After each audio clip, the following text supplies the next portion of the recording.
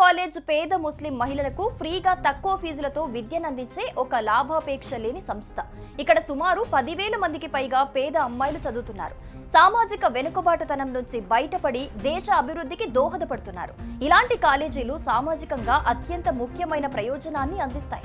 ముఖ్యంగా వెనుకబడిన ముస్లిం వర్గాల మహిళలకు అందించే చదువు వారి సమాజ అభివృద్ధికి, దేశ అభివృద్ధికి కూడా ఉపయోగపడుతుంది.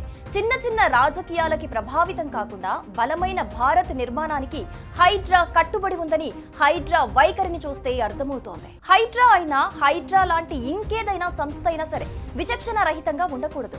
ఉద్యోగ నిర్వహణలో అంతరాంతరాలను తెలుసుకుని వ్యవహరించాలి.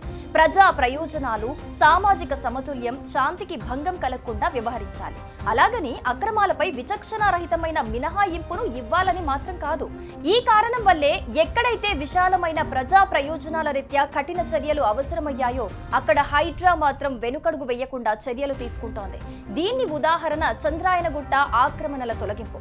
ఆ ప్రాంతంలో అదే రాజకీయ పార్టీ నాయకులు, కార్యకర్తలు కబ్జా చేసిన ప్రభుత్వ భూమిని తిరిగి స్వాధీనం చేసుకుంది హైడ్రా. హైడ్రా రాజకీయాలకి తలవంచదు అని చెప్పడానికి ఇది ఒక ఎగ్జాంపుల్ గా చెబుతున్నారు. పెళ్లికి కీడుకి ఒకే మంత్రం పనిచేయదు. ఇక్కడ కూడా హైడ్రా ఇదే మంత్రాన్ని పాటిస్తున్నట్టుగా కనిపిస్తోంది.